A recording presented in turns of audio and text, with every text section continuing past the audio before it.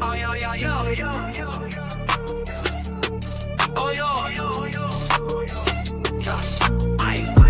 Came up from the struggle, now we stacking chips. Black Wall Street, we rebuilding from the pits. Politics and business, we beyond rich. Donnie Glover Show, watch her shift the switch. Donnie Glover Show by BMOnews.com. Spotlight on the hustle where the real ones come. Every episode, dropping knowledge, dropping bombs.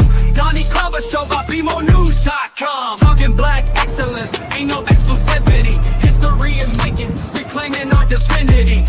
Break by break, rebuilding our community. Donnie Glover Show, celebrate unity. Donnie Glover Show by BMOnews.com. Spotlight on the hustle where the real ones come. Every episode, dropping knowledge, dropping bombs. Donnie Glover Show by BMOnews.com. From the boardroom to the streets, we making waves. Business minds running, new paths paved. Politicians listen, they know we the brave. Black Wall Street dreams rising from the grave. Donnie Glover Show by BMOnews.com. Spotlight on the hustle where the we have some stars in the building. Donnie Glover Show by BMOnews.com. Oh, yo. Oh, yo. Oh, yo, yo, yo, yo.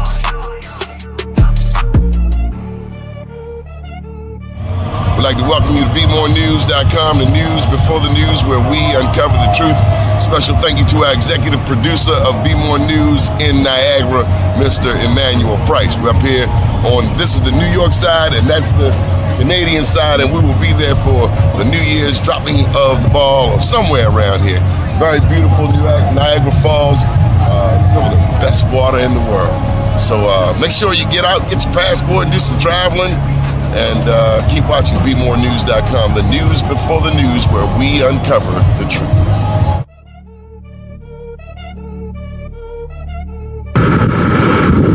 Welcome to BeMoreNews.com, the news before the news, where we uncover the truth. Here on the Atlantic, Mississippi, with our very dear friend Corey Mathis. A beautiful town, New Orleans. Keep watching BeMoreNews.com. We're going to give you an update. 10 years since Katrina. The news before the news, where we uncover the truth. Wall Street, we rebuilding from the pits.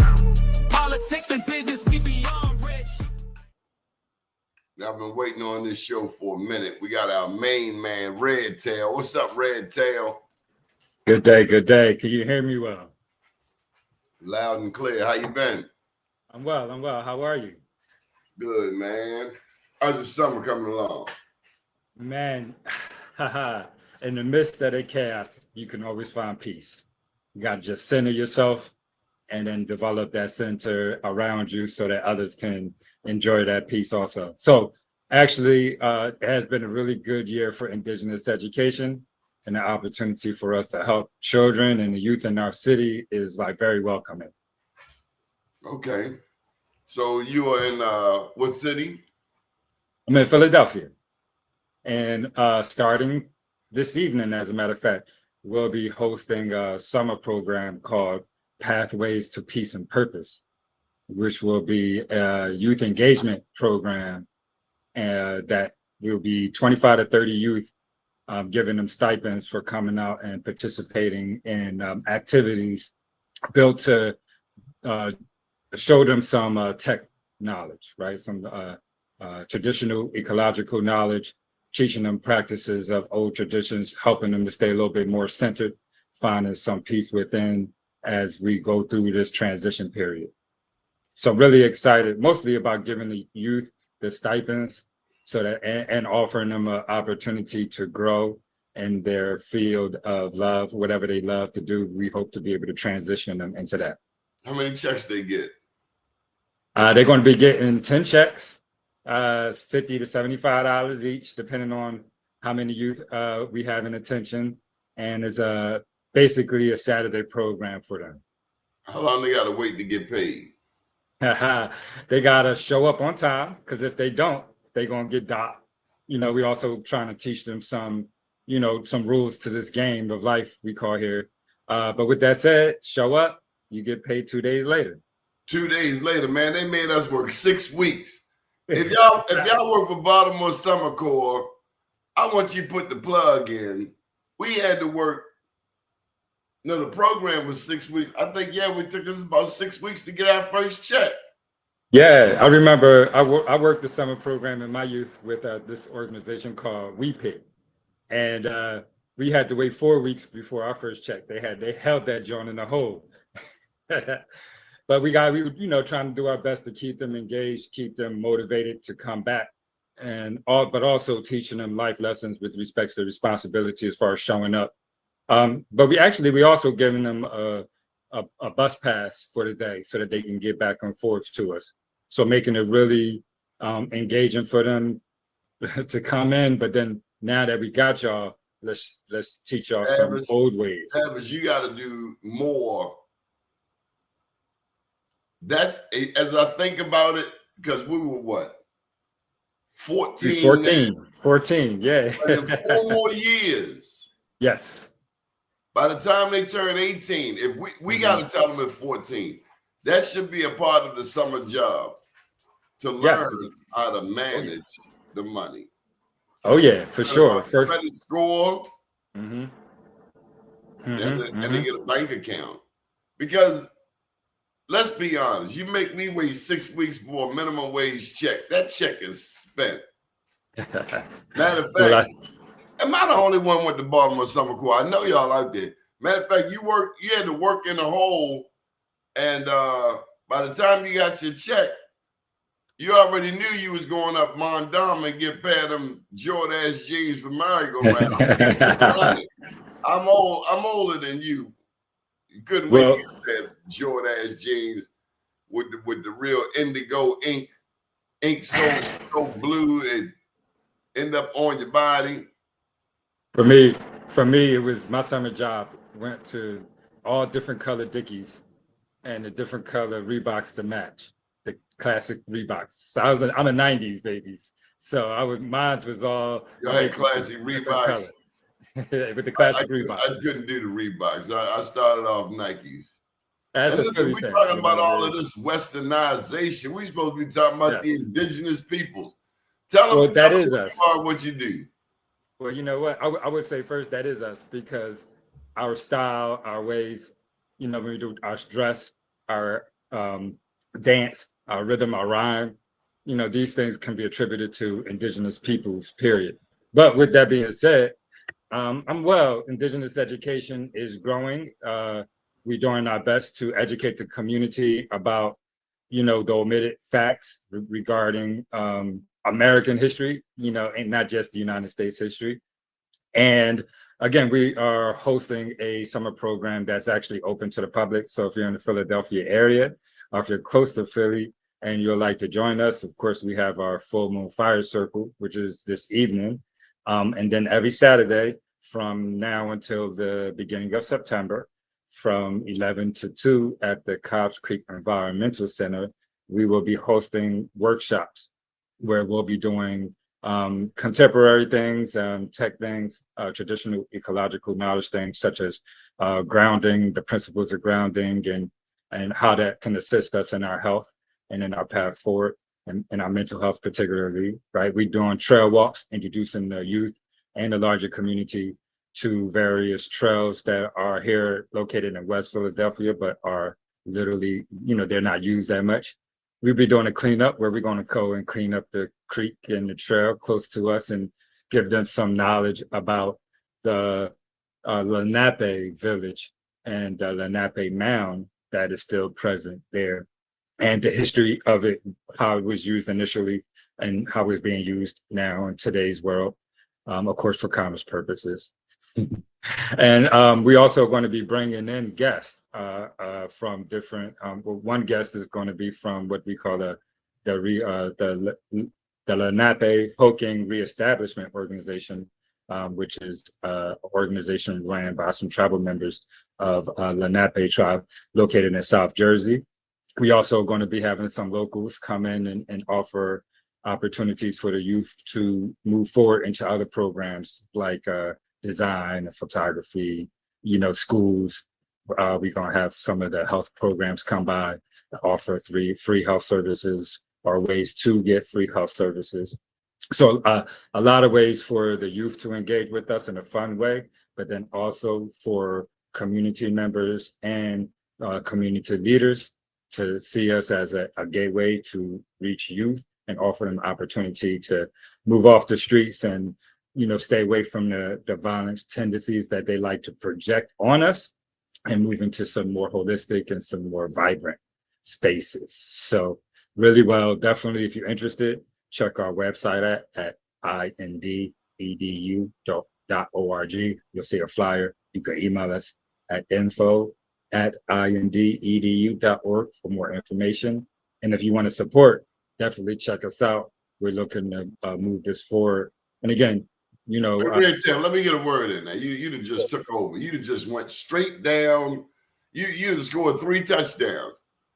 Red Tail. I'm excited about it. Yeah. What does Red Tail got in common with Tulsa, Oklahoma?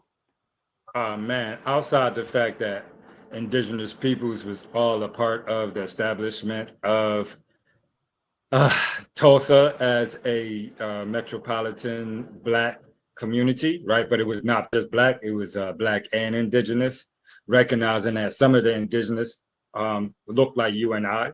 And so they didn't consider themselves Black at the time. They just considered them Native. Hold up. Say that again.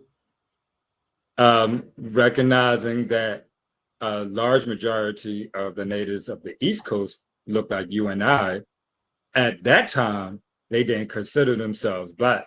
They considered themselves Native American. The white man told me my people came here in the bottom of a slave ship. Interesting enough, would you carry cargo that could get sick and be useless and were not worth any money at all in the bottom of a slave ship?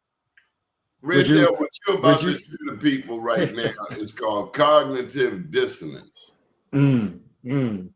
We've been taught this, and this. Mm-hmm. They put the lies in the books. They make up fake holidays like Christopher Columbus. Downtown Baltimore, they even got a center named after Christopher Columbus. They call it the Rossi Center. Mm-hmm. But they know that Baltimore is much like Philly. They know Black people down here will bust a cap for freedom. And they know we would only go but so far with a lie. Mm-hmm. And that time is over. As a matter of fact, I've been watching a lot of TV. They talk about the 2012, right? And they speak about the Aztecs, the Mayans, the Olmecs a little bit as the Mesoamerican cultures that were really dominant and really civilized and high in the sciences, excluding that with the Southern cult, which would have been from Philadelphia, Delaware, Maryland region, all the way down the East Coast to Florida. That was an indigenous population called the Southern cult.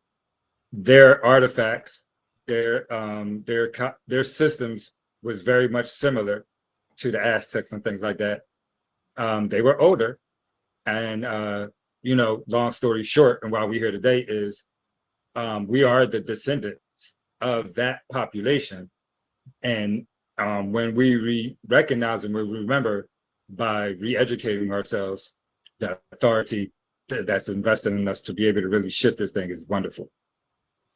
I'm filling out my application for grad school.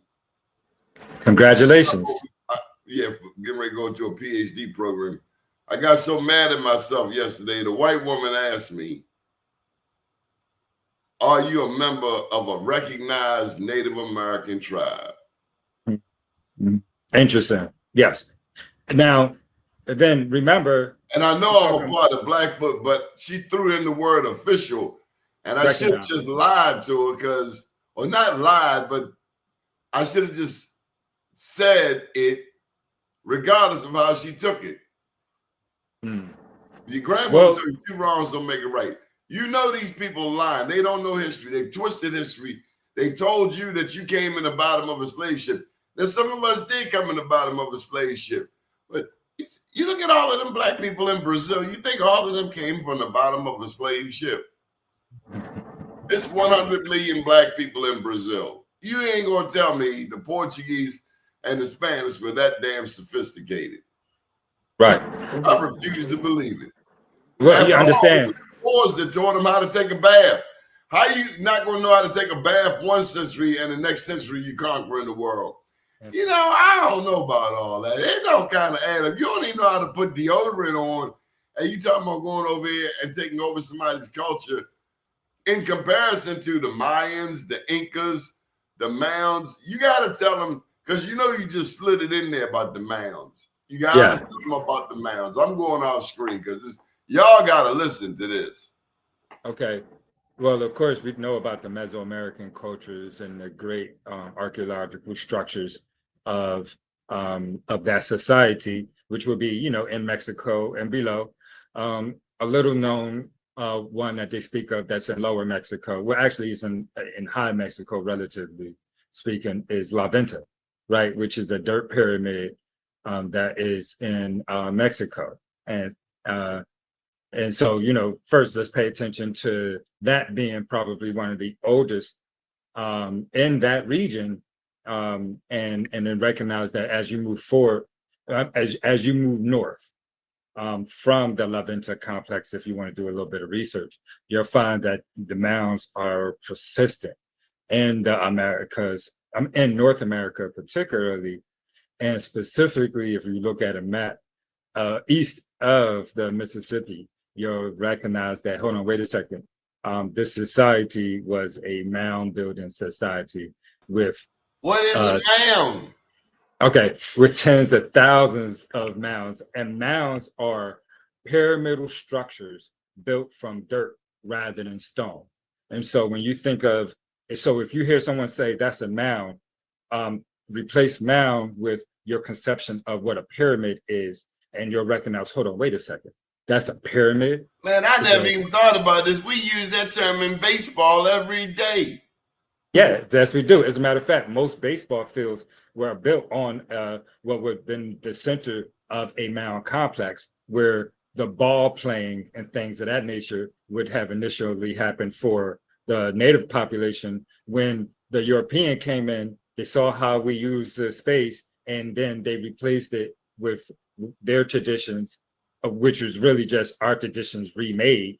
And now when we go to spaces like baseball fields, which is actually an homage to our ancestors and how we built and how we played ball, we think that it's a white sport. Same thing with hockey, they stole basketball. From us, man, and I'm going to steal it right back today. They stole Santa Claus, man. Yeah, the original Santa Claus. They stole Santa Claus. I'm going to tell you what, look up Santa Claus. We don't know.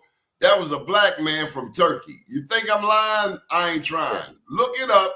St. Nicholas, because seriously, come on, y'all. Come on, be honest. When do white people give away stuff now? Come on now. When they have been touched with us, you know, we have a lot of sympathetic individuals who are also given, you know what I mean? So, you know, I got to acknowledge that. Just like we have a lot of melanated individuals that like one individual in particular that I'm thinking about that ran amok during the election but didn't get anything inside of the office at all. He didn't get not one position. Now stay in your place, young man. Stay in your place. Well, Byron Scott. You said it. I did. Is we sick today, master?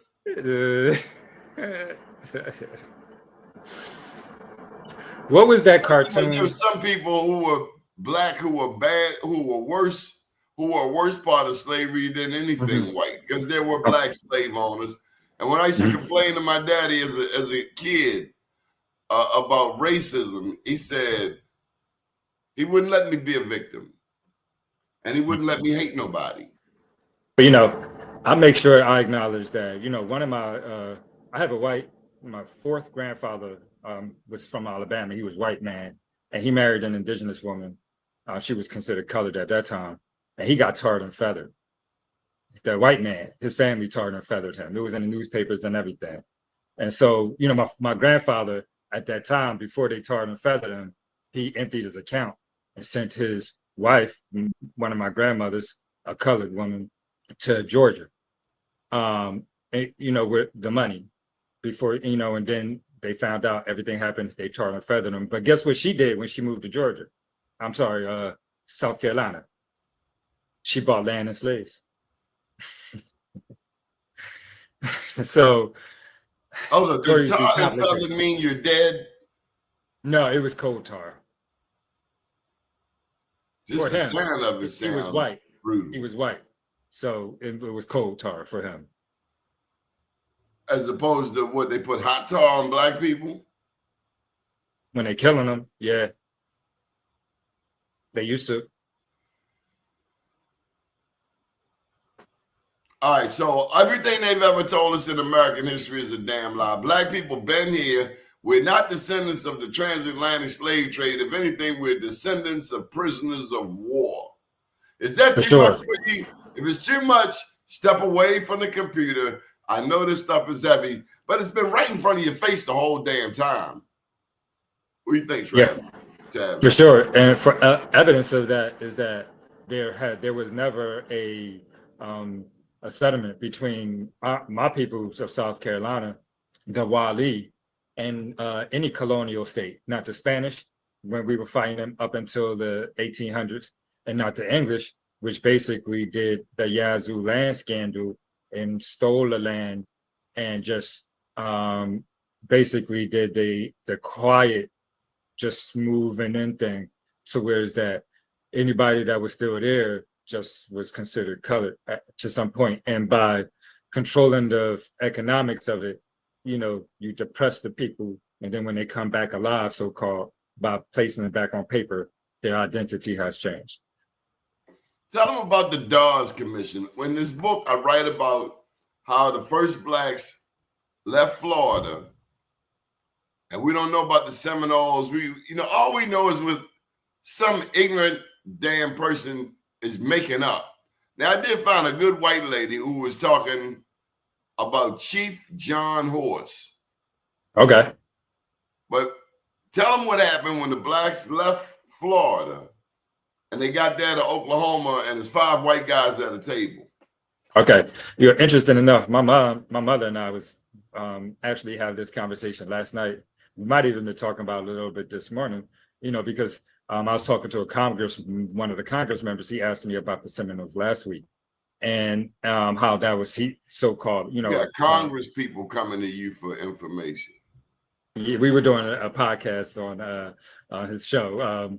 And that, you know, I put it out there for y'all when he dropped it. With that being said, his information, of course, just like colonial education is concerned, is that the Black Seminoles are, you know, the mixed breed of Africans. And I would like to say this, first of all, the Spanish weren't bringing African slaves into La Florida or into the United States at all. And so up until the 1800s, the British didn't go below Virginia. They weren't in the South.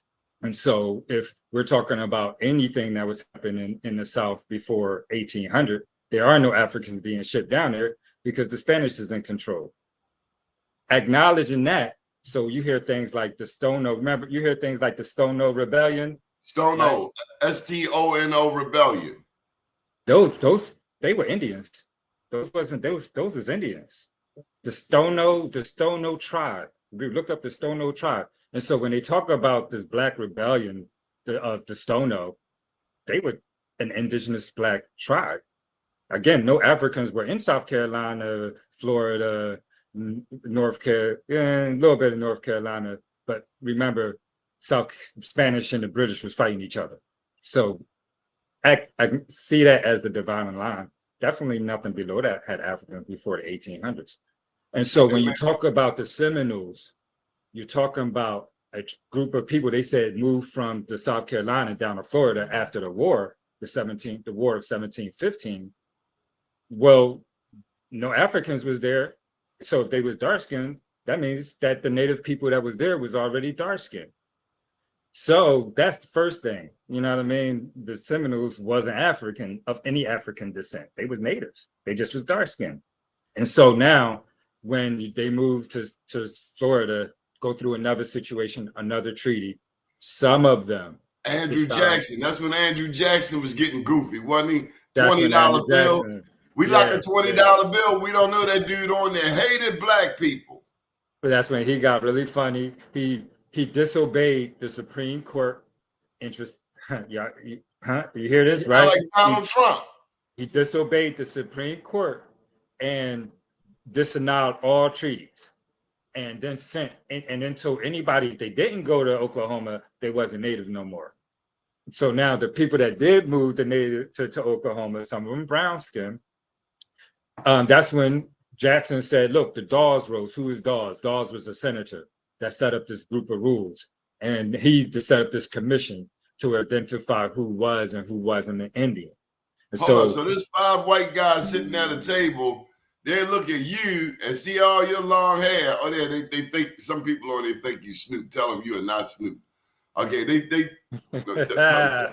so Tavis, they look at your long hair and say, oh, you a native. And they look at me and say, you got a boy here. No, you're a Negro. So you go over there and you go over there. You get land.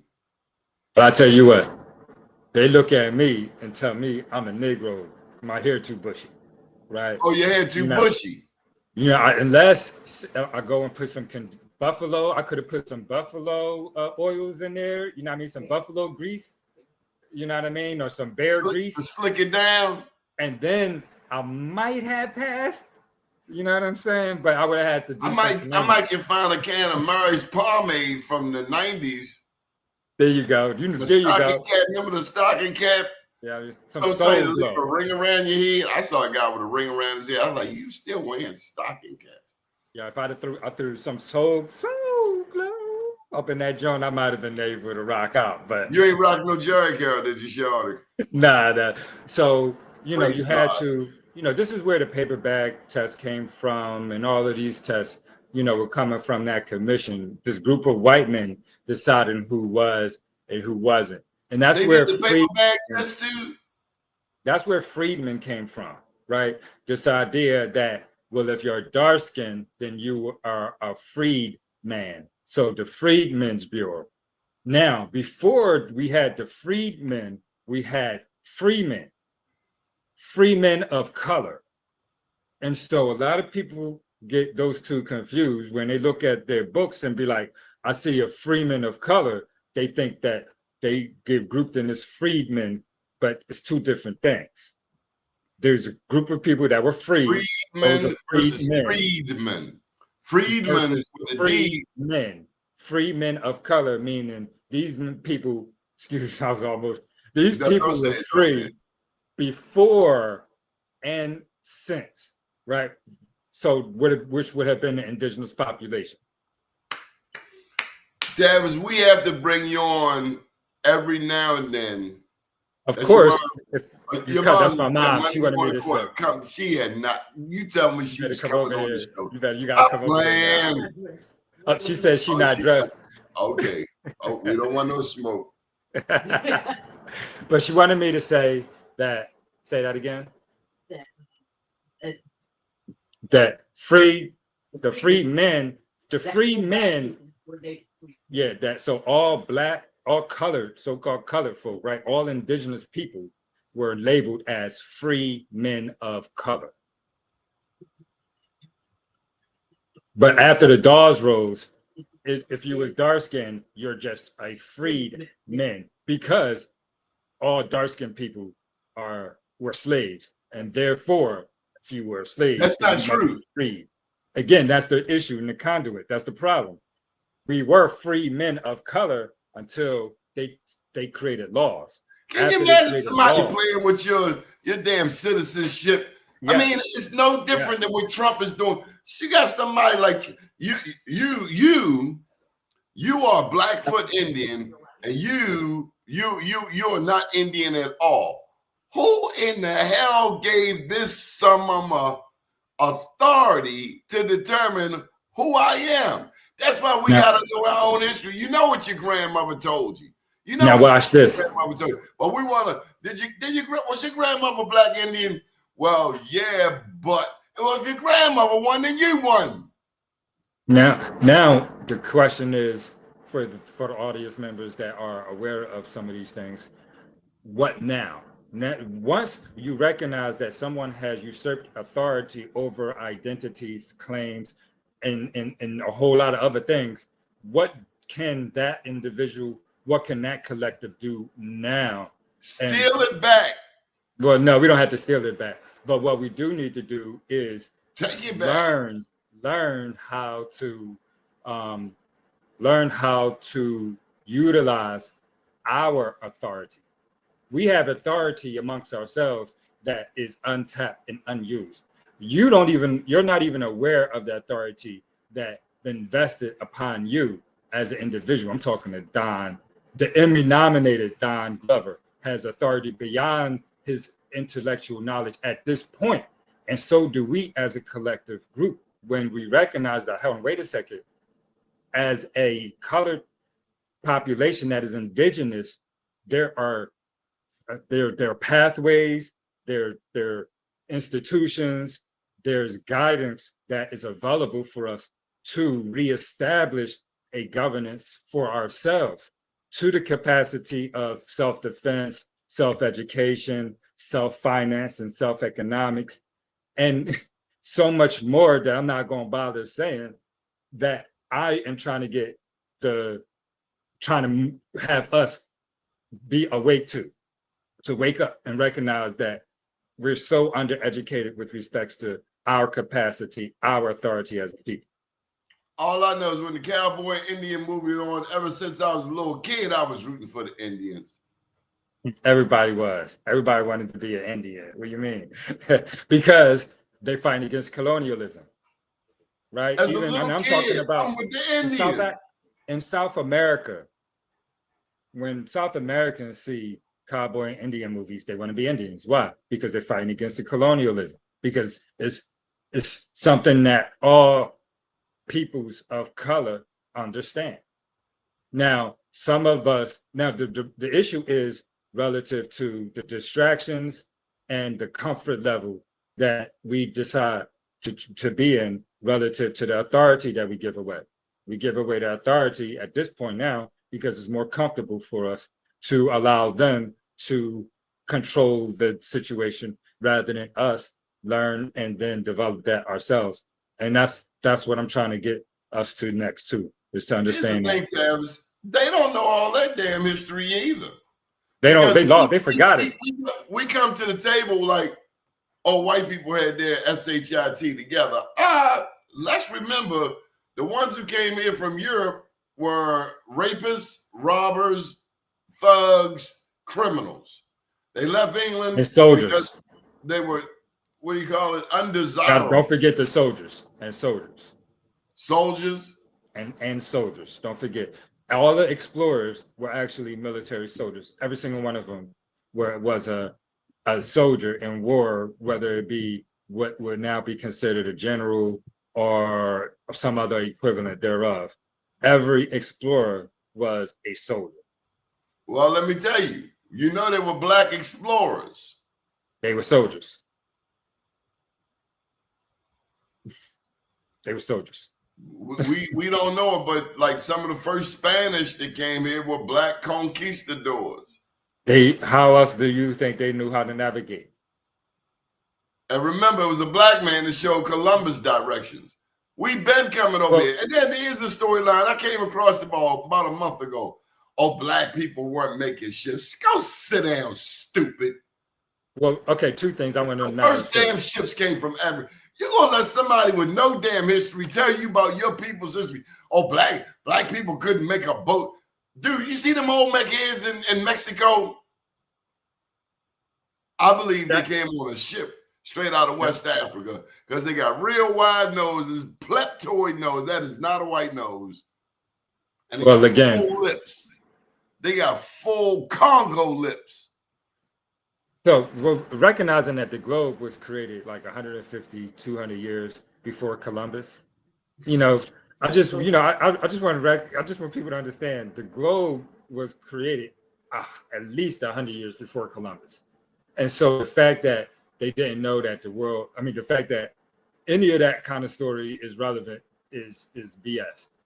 The globe was created 100 years before Columbus. And you know, the Dogon people out of Mali was studying the stars without a telescope, including Sirius B. The pyramid of Giza is at an 8-degree angle west, if I'm correct, east or west.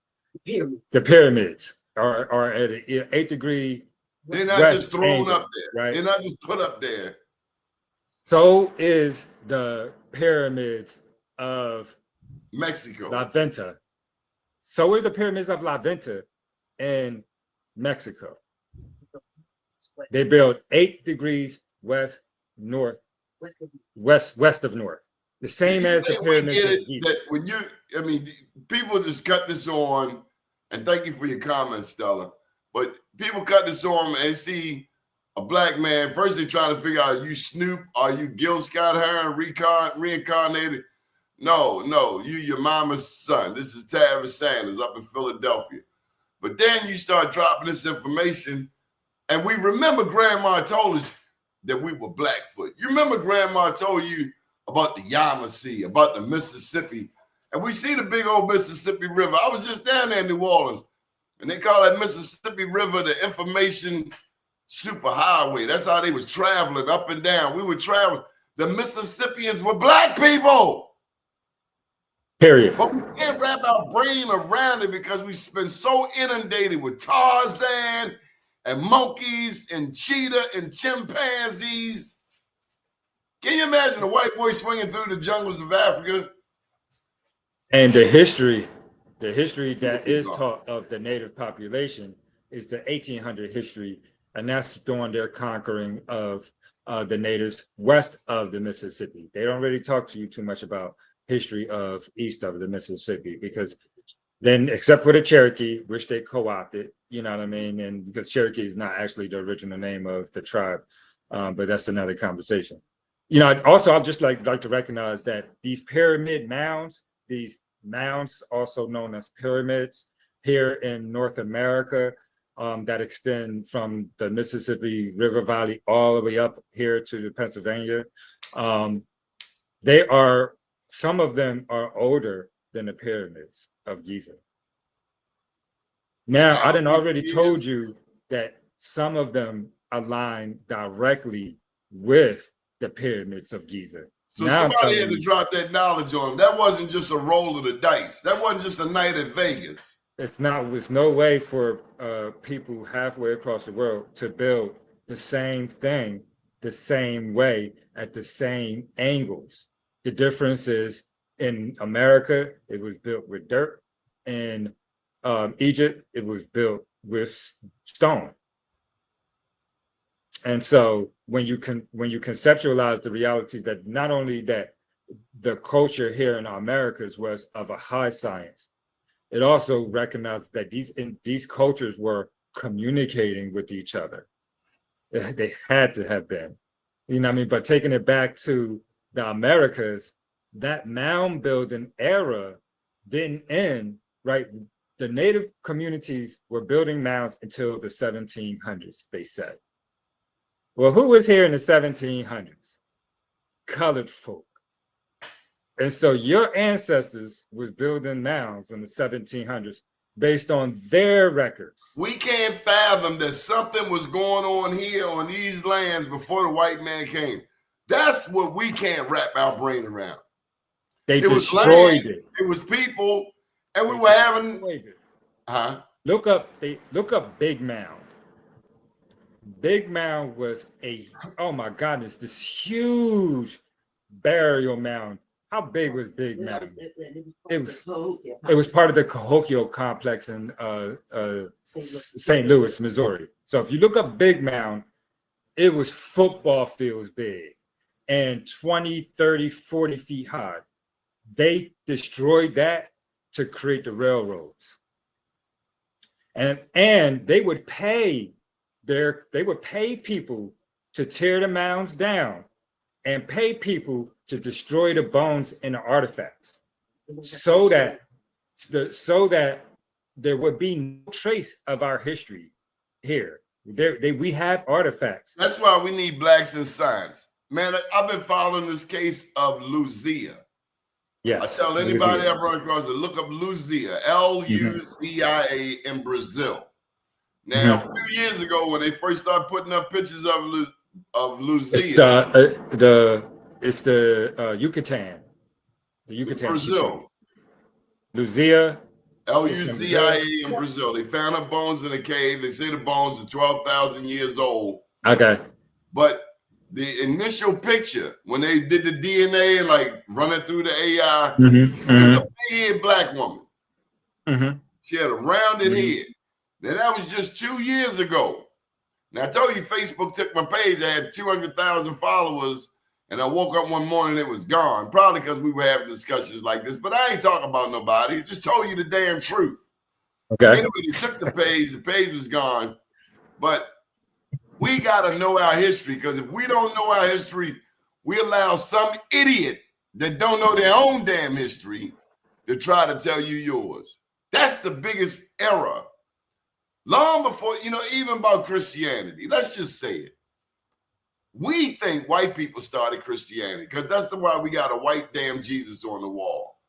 Now, we figured it out. Jesus could not be living in the Middle East and be white, period, end of story. Just like you can't be a Jew in Israel at that time and be white, because it was no such thing.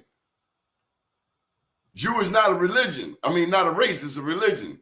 But the original founders were black people. The oldest Bible is in Ethiopia. You can't be white in Ethiopia.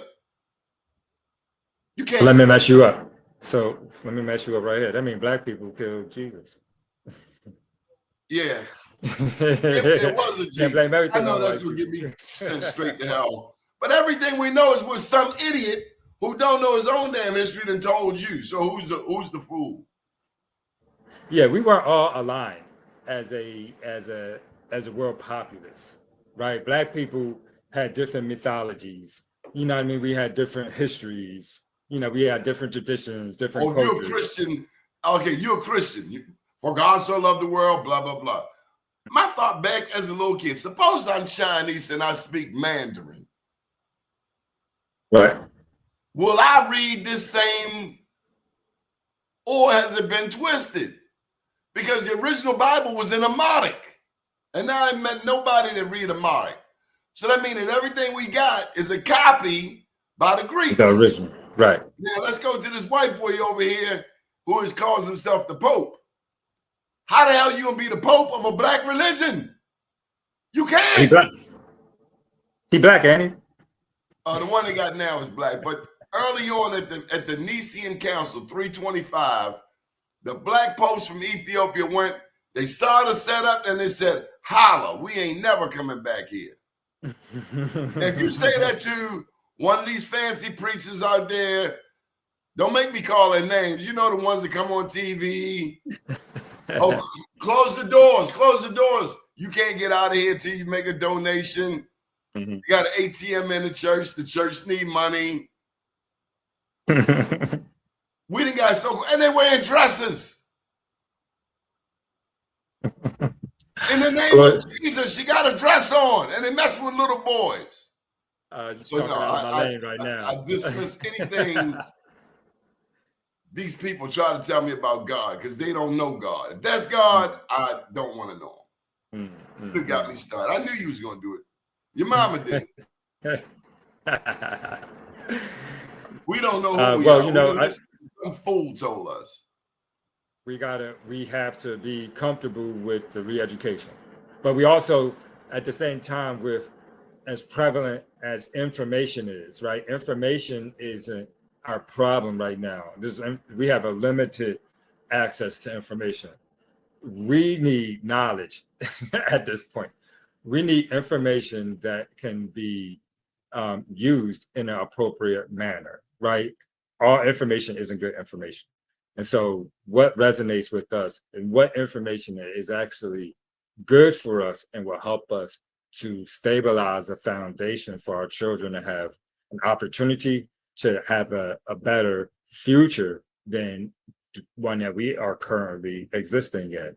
And that's the point of life, right? Now, I'm speaking from an indigenous perspective, but that's the point. And so what we would say is that, we hope that indigenous education can be seen as a valuable source of information, one that individuals would be able to listen to research, to reference as they research this information for themselves, to validate this is true for their history, for who they are, and it resonates with the path that they think that they can develop for their youth moving forward. Well, so how did you and your mama get into this indigenous education? How did me and my mom get into it, you said? So my mom has been a teacher her whole life, my whole life, right? And so growing up in a house of teachers, my grandparents were teachers, both my father and my mother were teachers. And knowing that, like you said, growing up, don't forget, we Indian, and honestly, being born in the 70s and then growing up in the 80s when, we couldn't, we didn't want to be Black when I was going to school. It was a thing. I'm not African. If you called me African, you was disrespecting me because I wasn't African. That was how I went to public school. And so it was like, we knew we was Native at that time. And what happened with me, a whole lot of fight. Yeah, for sure. I'm not going to say the terms and stuff, but we used to call ourselves names, referencing African in a derogatory term, and that would cause us a fight. And then, I think you're going to have to explain, why was there a fight? Somebody would call you Black, but they didn't know not Black. So, like, for instance, right, when I was in 5th grade, somebody called me an African booty scratcher. That was a fight because I ain't African. You know what I mean? You being disrespectful to who. But they didn't know they were being disrespectful. They knew they was being disrespectful. It was a joke for us as a youth because none of us was African. All our parents told us, you don't forget, you got Indian in your blood, boy. We ain't come from no Africa. That was something that I grew up with. And to say that you're not from Africa is not to dismiss the significance of Africa in all of our lives. It's to remind you, don't fall for that okey-doke BS story that they've lied and told you. Right. And for me, going to school, it was like, you ain't Black neither. You know what I mean? And so walking home with my father, like, yo, why do you keep telling me I ain't Black? Well, you Indian, boy. Don't forget that. And then as an adult, listen to my mom. 7 years old, wrap your brain around that. You done been thrown into the United Nations discussion on genealogy. You need Cheek Anta Diop to come and save your hind parts. What were you thinking? You're only 7. Like, my God, life is hard. Nevertheless, listening to my mom know the history of the Americas, I wanted to have I wanted to create a space where that knowledge would not be lost. And so we developed Indigenous education as a platform for the information to be distributed. And lo and behold, people are actually paying attention to it now versus 200 years. I thought we were creating archives, to be honest with you, where someone in the future would see this and be able to know that we actually existed as a people. And so I'm really honored and humbled that this is actually being paid attention to, and that we have the opportunity to say, okay, yeah, we actually are this. And now what does that mean? And what capacity do we now have access to acknowledging this? So if you think of something, I remember when Django came out. I never watched Django. I'm sorry. This guy, Original Lone Wolf, is talking about when Roots came out. I remember when Roots came out. Prior to Roots, there were no movies about Black people. There were no movies really about slavery that had made prime time. But I remember that. I was like in the 5th grade, 6th grade. We had to do a report on Roots. And that's when they started coming with the imagery. And I take you back before Roots. There was the first feature film in this country, D.W. Griffith's The Birth of a Nation. D.W. Griffith wanted to paint all Black people as having really big lips, really big noses, scared of our own shadow, subservient, less than a human being. That's what D.W. Griffith did in the first film that this country produced, The Birth of a Nation. Roots, this was roughly 1979. Chicken George, Toby, cut Toby's foot off, Kizzy, Kunta Kinte. They gave us a real whitewashed version, because what they should have showed us was the Second Seminole War with them blacks and them Seminoles. Seminole is not a tribe, it's French for Cimarrones, or Spanish for Cimarrones, the wild ones, the ones, because like you said, everybody was trying to get away from the white boy. White boy coming into Virginia, and we went deep into the South. That's why the Seminoles in Florida, which is not a tribe, it's a collection of Indians haul ass in the part of the East Coast. They get down to Florida and they fought, they called the Unconquered, because they fought with their backs all the way against the wall, against the likes of Andrew $20 Jackson. Right. And that's where they like, look, let's just settle this thing. You know what I mean? We're going to send y'all to Oklahoma and y'all just alone. Chill. Yeah. And, again, going through the traumas of that and then organizing with the indigenous communities there to now getting back to the beginning of the show where we said, okay, we don't need them. We'll organize our own towns, and working with the indigenous peoples.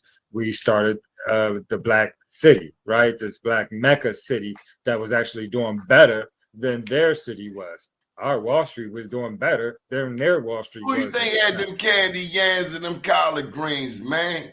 Who you think had that fried turkey? You know it was us, man. Imagine our Wall Street was doing better than their Wall Street was at that time. Like, we don't wrap our heads around the energy and the excellence of our people. And it has been lost through the distraction and through manipulation of history. And that's why I'm really thankful. It's sidetracked with Facebook nowadays. I'm seeing people on Facebook doing just some goofy stuff. And I'm saying to myself, aren't you like 60 years old, somebody's grandmother? Why don't you have your clothes on? And why is your grandbaby looking at you naked? They can be talking about you in that kid's class. Your grandmother was on Facebook naked. Could you imagine your grandmother with a tattoo at the bottom of her back on Facebook naked, twerking? Come on, I'm going to Dubai. They just ended slavery in Dubai in 1971. All these black people going to Dubai, just sit your ass down. I'm going to Dubai. I'm going to Dubai. I'm going to Dubai. They just ended slavery, you goofy self. God. So damn, we followers. Distracted with the things. You know what I mean? And that's going to be the biggest fight for us this go around, is for us to stay focused, because it's distraction and it's pleasurable, and to get your hands dirty, to develop and to build community is mental work and it's emotional work. And so we gotta, and then we gotta do better as a people. I just say that. Cognitive dissonance. My mom just like, we did it before, we could do it again. Cognitive dissonance. I've been told this crap all my life. And then the day I see this bit of truth where stuff's starting to make sense. I always thought there was something weird. I knew they left us. I always had this. And now it's coming to light. Follow the light. Follow the light. And follow what fills your heart too, but definitely also follow your family. You are who your family was before you. And if you don't know that, then how can you know what you can be? But once you learn who you are and know where you came from, then now that authority is vested in you to be that and to continue that moving forward. And it's so much power in tradition and ceremony and authenticity of identity. And you know, again, for me, you know, again, I'm an attorney actually, and I'm waiting, you know, legally, I'm waiting for the indigenous to actually hit people, right? Where people actually start asking the questions. Well, you know, how do we organize institutions based on this historical fact? And so That's when I'm thanks for asking allowing me to about say the that. $5 Indians, because I'm sensing a scam already. Tell them what a $5 Indian is. Well, you know, $5 Indian is, you know, unfortunately, it's a nasty fact of our history where the United States were allowing the European colonizers to purchase Indian status for $5 in order to, you know, in order for them to be able to control the genealogical descendants and So I got a hillbilly, don't know who the sovereignty, I hell guess. he is, trying to steal my status and tell me my status. Well, again, you know, to be recognized is a construct that the United States set up, and those that are recognized are funded by the United States. And so when Those are you think people of on a reservations, colonizer, and there's they 5 are of them, funded, right? well, from the East Coast. Those, you 5 know, the five, civilized tribes. Can you imagine yeah. somebody say, "Oh, you from a civilized tribe, you from an uncivilized tribe"? Wait The, a minute. the difference is have you accepted colonial ways? And so, yes, I come from an I unamalgamated, accept the Haitian ways. then I come from an uncivilized tribe, and I'm okay with that. And Yeah, I'm I would call it uncivilized because I'm gonna take your head off as soon unamalgamated. as I can. I would call it unamalgamated. And this time it would be considered unamalgamated because that would means that you've never gifted your authority to the United States. And so you still have the legal authority to develop an autonomous government if you know how to. Okay, I know we're not going to have time for this, but is there some relationship between the Moors and the native indigenous people? Outside that, Moors was a descriptive term, right? I mean, That were the was used. Moors, when they left Spain, just before Columbus started the slave trade, were the Moors already coming to the Americas? So remember, the Moors were kicked out of Spain. As You the know, white during people took over, because the the Moors white people, dominated for 800 years. and then they got kicked out, right? And so you talk about anybody coming over here from Spain. This is after the war, after the Moors were kicked out. So we ain't talking about no Moors coming out of Spain. They lost the wars. Also, the Spanish term for brown skin, you know what I mean? It was one of the terms for brown was Moor. And so it was a descriptive term used to describe You ain't the answered the indigenous question. Did the population. Moors come to North America? Did they come to Baltimore and Philly? They came along with the conquistadors during their conquering. How can people learn more information? Why don't you go ahead and, thank you for this. I needed this. I don't know who else out there needed it, but The every Moors now did and not establish any civilization, society, or anything like that on the United States before the white people started coming here with the slaves, and the Moors was showing them how to navigate the seas. That's it. Some of the Moors were trading with the indigenous populations before the Europeans. Some of them stayed. Some of us left with them.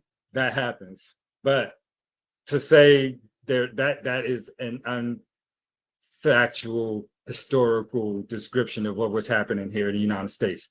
To say that the Americas was a Moorish empire in any way, shape, or form is propaganda.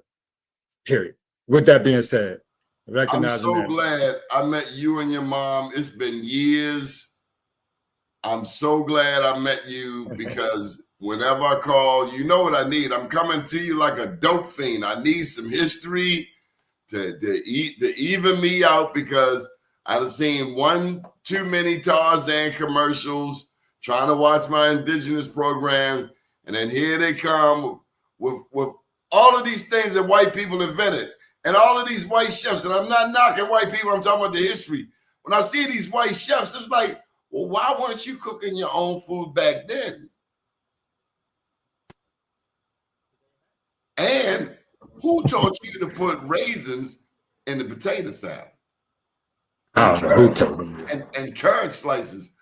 What manner of God is this? I don't know where that came from, man. Don't give me none And of that. collard greens with no seasoning? I mean, oh my God. And crunchy? You said and crunchy? You got my mouth over here. Man, listen, well, you know where the collard greens come from, right? Africa. No, come on. Nah, man, they come from the Americas, man. Collard greens from America? And so is corn. Ain't no corn in Africa? It's indigenous to the Americas. There's corn over there, but it came from here. You ain't know that. That's something else. When I was researching this book, and I got to give him this. You said it earlier, but I know it went over people's head. Are you telling me they took black people from the Americas and sent them to Europe? That was the first transatlantic slave trade. The first transatlantic slave trade was not Africa to America, but America to Europe. To Europe. Man, you too heavy for these people. You want to have people researching, going to the library and using it, but we want to be on Instagram and Facebook. We on Instagram and Facebook too. Search as INDEDU9. Well, look up some real stuff. No doubt. Man, we got more comments today. This has just been, you're going to tell them your mom's name? You're going to put a plug in? Why don't you do a commercial? Yes, I'd like to say thank you to my mother, Renee Sanders, also known as Red Silver Fox. I'm Tavis Sanders, also known as Red Tail Hawk. We're co-founders of Indigenous Education.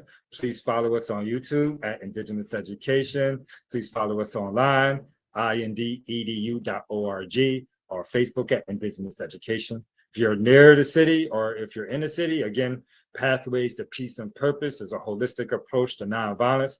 You can come out every Saturday from now until September, starting next week, and help us share some light and some love with the children.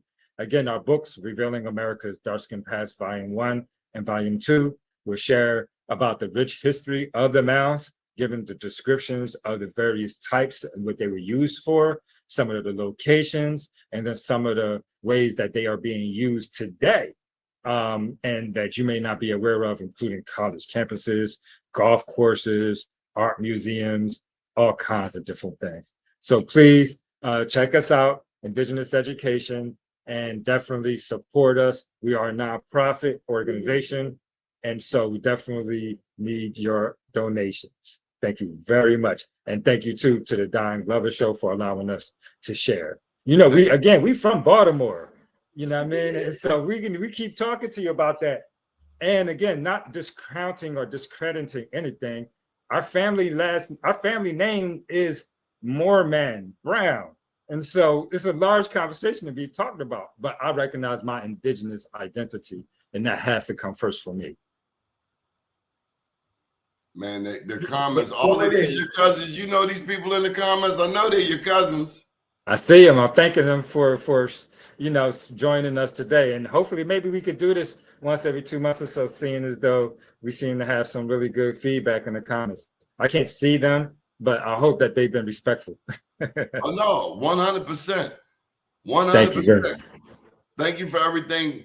I'm so grateful for my family, and meaning you and your moms in Philly, because you're always there for me, and we're always lifting up the truth. Thank you. Thank you so much. Have a great day. Yes, sir. Good morning, world.